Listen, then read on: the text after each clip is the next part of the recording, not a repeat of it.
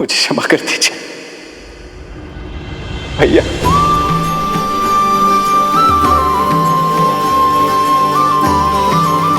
क्षमा कर दीजिए भैया। लक्ष्मण उठो।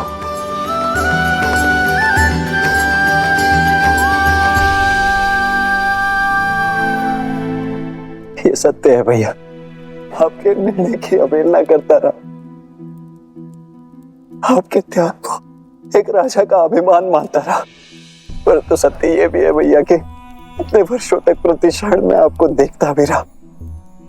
इतने वर्ष मंगल में एक प्रवासी की भांति रहकर अभिमान से दूर होकर भी आपने उन्हें स्वयं से दूर होने नहीं दिया भैया। आपका त्याग आपके प्रेम का साक्षी है भैया। राजा का कर्तव्य निभाने के लिए आपने स्वयं को इतना बड़ा दंड दे दिया। प्रजा के कल के सुख के लिए आपने अपने आज के सुख की आहुति दे दी भैया। मुझसे बहुत बड़ी भूल हो गई है भैया, बहुत बड़ी भूल हो गई है, मुझे क्षमा कर दीजिए। नहीं लक्ष्मण,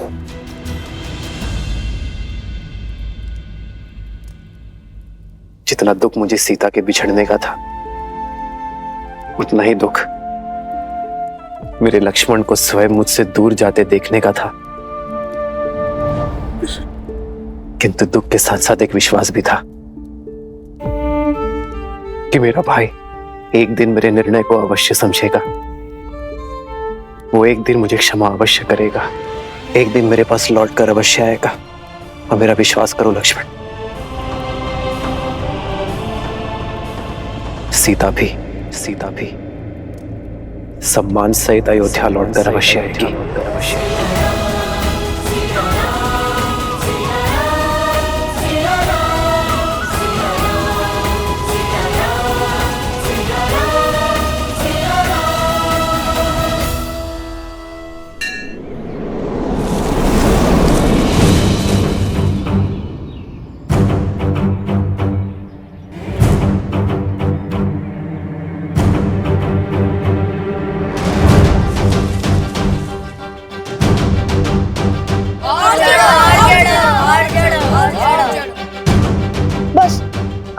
चिढ़ पाऊंगा शांडिल्य। पिताश्री ने यज्ञ के लिए श्रीफल मंगवाए हैं, रिक्त हाथ लौट नहीं सकते।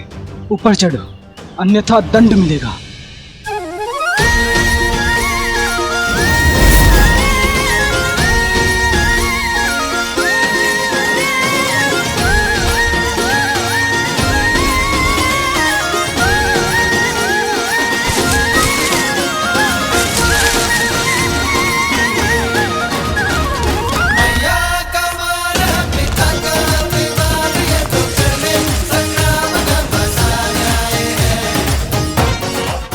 कुमुदनी, कहाँ चले गए ये दोनों? कहीं दिखाई नहीं दे रहे। माता आ गई।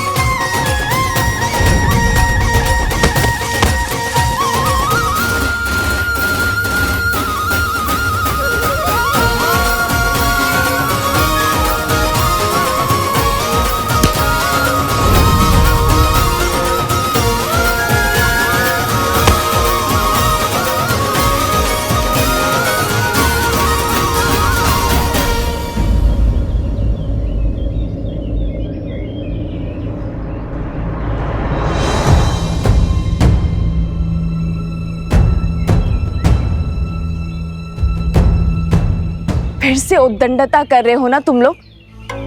नहीं मानोगे ना तुम दोनों? आज तो तुम्हें दंड देकर ही रहूंगी। कुश, नीचे आओ। नहीं, मैं नहीं आऊंगा। अब दंड दोगी। ऊपर रहकर क्या दंड से बच जाओगे? मैं भी देखती हूँ कि कैसे नहीं उतरते।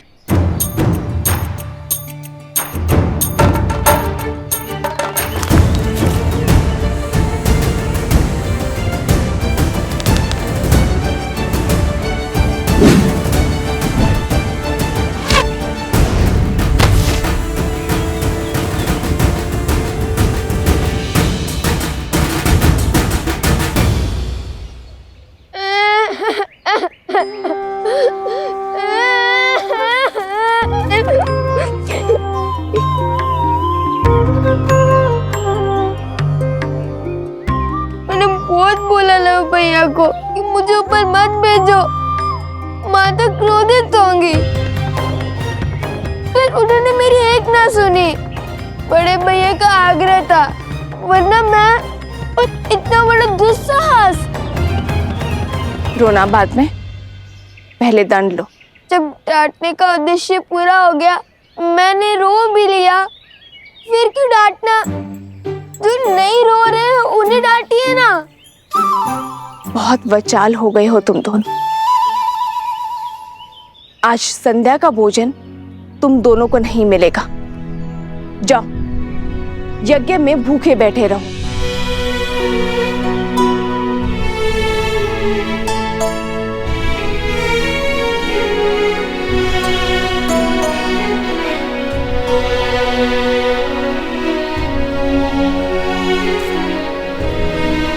वन देवी, लवकुश आपके सामने यूं ही ब्रज पर चढ़ गए, आपको भय नहीं लगा? यदि उन्हें कुछ हो जाता तो?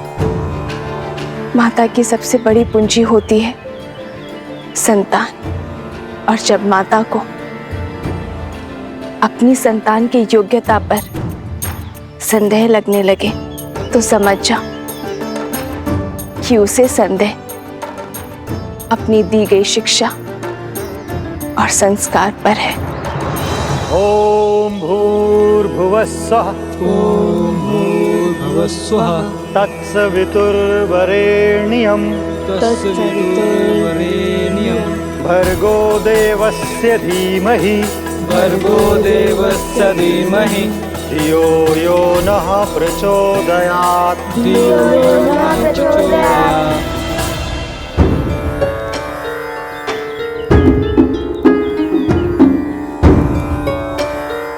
लव, कुश, तड़ासन में खड़े होकर वेद पाठ करो। यही दंड है तुम्हारा। जी गुरुदेव।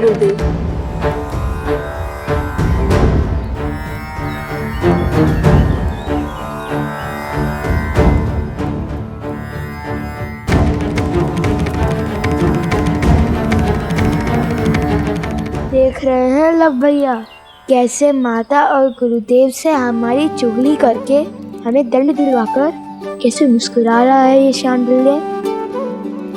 पता नहीं माता का मन बसीचेगा भी या नहीं। मुझे तो अभी से ही भूख लग रही है। और जन पाना है, शांति से वेदों का पाठ करो और करने दो। ओम भूर्भुवस्सुः ओम भूर्भुवस्सुः तत्सवितुर्वरेण्यं भर्गो देवस्य धीमहि भर्गो देवस्य धीमहि धियो यो नः प्रचोदयात्। धियो यो नः प्रचोदयात्। ओम भूर्भुवस्सुः तत्सवितुर्वरेण्यं भर्गो देवस्य। क्या आवश्यकता थी इस स्वांग की? आवश्यकता थी भैया। हमने देखा नहीं शांडिल्य का मुख कैसे उल्लू की भांति उतर गया था।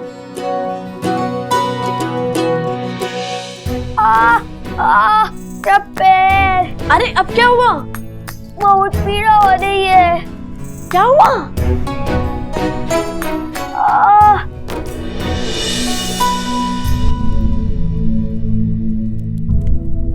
क्या हुआ कुश?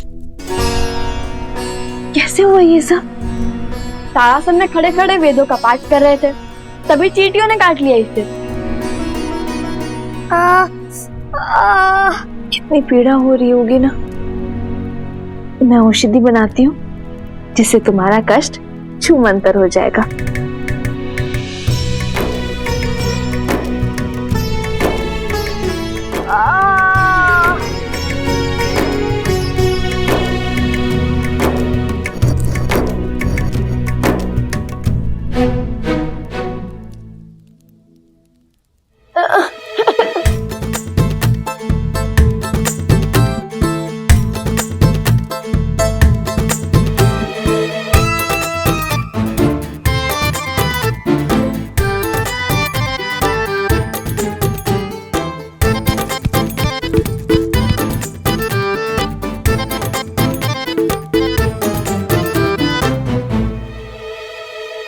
माता, रहने दीजिए ना, इतनी भी पीड़ा नहीं हो रही माता। तनिक सी चींटियों के काटने से वीरों को कहाँ कुछ होता है। औषधि रहने दीजिए माता, और भोजन खिला दीजिए, बहुत भूख लगी है। दंड में दया नहीं होती। और जब ऋषि हरित ने अपने पुत्र शांडिल्य को नारियल लेने के लिए भेजा था, तो तुम दोनों वृक्ष पर क्यों चढ़े? आज तुम दोनों को अन्न का एक दाना भी नहीं मिलेगा। मुझे लगा आप भूल गई होंगी। अब रोना शुरू मत करना। बताओ लव, तुम दोनों वृक्ष पर क्यों चढ़े?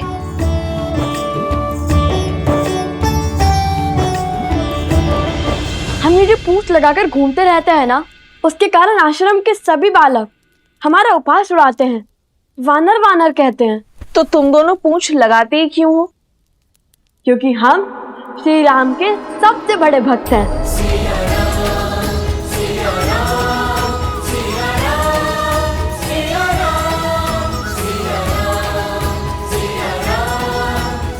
हनुमान जी से भी बड़े भक्त हैं। इसलिए पूंछ तो लगानी ही पड़ती है ना। तो इसका शांडिल्य से लड़ाई का क्या संबंध है? और तुमने उसके कार्य में बाधा क्यों डाली? माता, भ्राता शांडिल्य बड़े ध्रुत हैं, सदा हमें छेड़ते रहते हैं। उन्होंने हमें चुनौती दी थी कि यदि हम श्री राम के सबसे बड़े भक्त हैं तो उन्हें उड़कर दिखाएं। और पता है सोमकरण ने क्या कहा? हनुमान जी के पिता तो स्वयं पवन देव है। तुम्हारे पिता कौन है बताओ?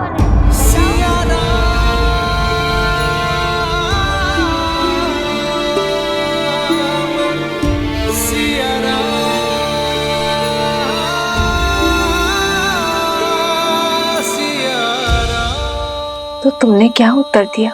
उत्तर तो भैया ने दिया है कि पिता ज्ञान देते हैं और माता संस्कार। हमें तो दोनों ही माता से प्राप्त हुए, तो हमारी माता ही पिता हुए। अब आप बताइए, यदि हमारी माता ही हमारे पिता है तो इसमें समस्या क्या है? हमें तो नहीं है। माता, हम उड़ तो नहीं पाए, पर वानरों के बाती वृक्ष पर चढ़कर नारियल अवश्य तोड़ लाए हम, है ना भैया? तो हुए ना हम श्री राम के सबसे बड़े भक्त।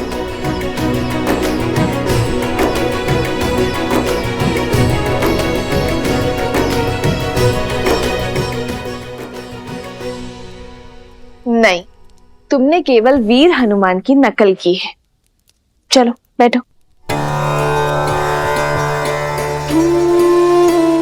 उनसे बड़ा भक्त बनने के लिए बहुत समय और बहुत तपस्या लगेगी।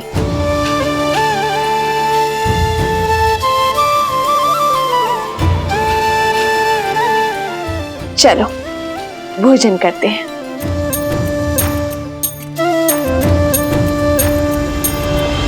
किंतु भोजन करेगा केवल लव।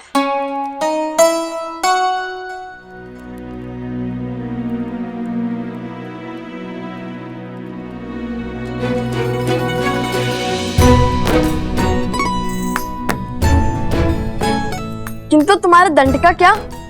तुम भोजन नहीं खा सकते। मैंने तो सिर्फ मुंह ही खोला था, किंतु ग्रास तो माता ने खिलाया है। दंड में मुंह खोलना अपराध थोड़ी ना है ना? है ना?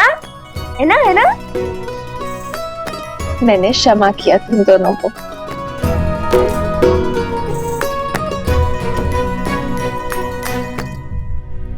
माता, जब हम राजा राम से मिलेंगे ना, तो उन्हें अवश्य बताएंगे कि हम हनुमान जी की भांति वृक्ष पर चढ़ सकते हैं, भांति भांति के कर्तव्य दिखा सकते हैं।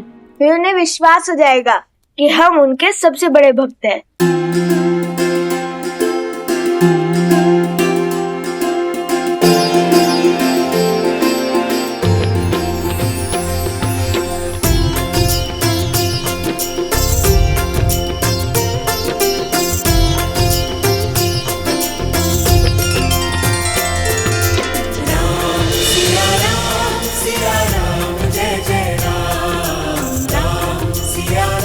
बस आस है तो उस दिन की जब ये आपसे मिलेंगे अपने पिता और आराध्या से।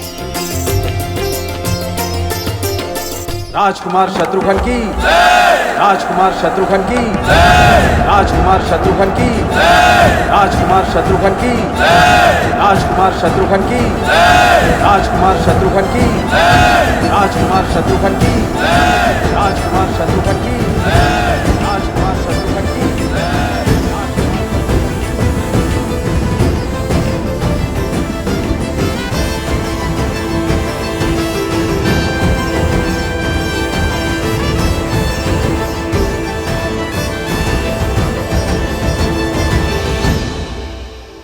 राजकुमार शत्रुघ्न नहीं, मधुपुरी का राजा शत्रुघ्न कहो।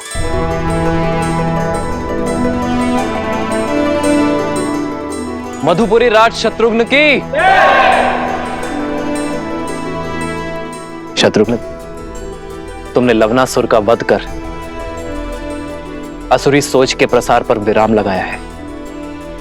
वो सोच जो ऋषियों को अपमानित कर, निर्दोषों को दंडित कर, घरों और मंदिरों को अशुद्ध कर संतुष्टि पाते हैं।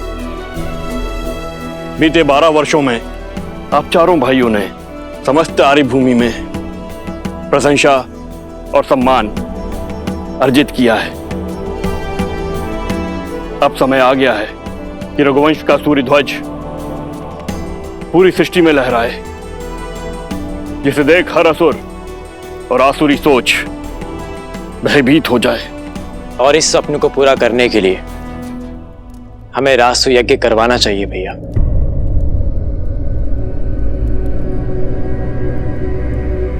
नहीं भरत,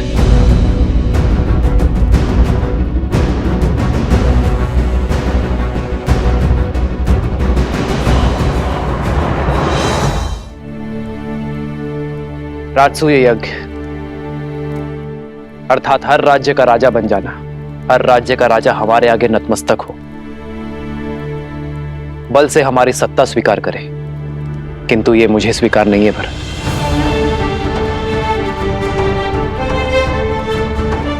रामराज्य का लक्ष्य है कि हर कोई मन से स्वतंत्र अनुभव करे, मन से मुक्त अनुभव करे। किसी का राज्य छीनकर मैं धर्म का प्रतीक अयोध्या का पावन ध्वज नहीं लहरा सकता भरत। जिस राज्य का राजा सहर्ष हमारी नीति स्वीकार करता है, उसे सुख से राज्य करने का अधिकार अवश्य होना चाहिए। हमें केवल मित्रता और संधि की चाह है, और इसलिए मैं राजसूय यज्ञ के लिए सज्ज नहीं हूं।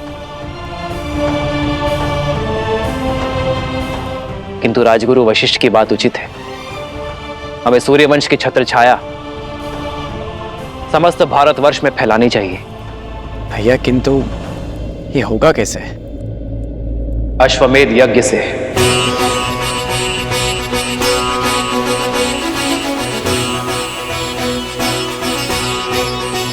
महाराज के कहने का तात्पर्य कि जो भी राज्य हमारे यज्ञ के अश्व का श्रद्धा पूर्वक स्वागत करेगा, उस राज्य में धर्म की अर्थात राम राज्य की स्थापना होगी। वो राज्य हमारा मित्र राज्य बन जाएगा, और हमारा युद्ध केवल उनसे होगा जो हमारे अश्व को रोकने का दुस्साहस करेगा। आचार्य, हमें अश्वमेध यज्ञ की तैयारी आरंभ करनी चाहिए।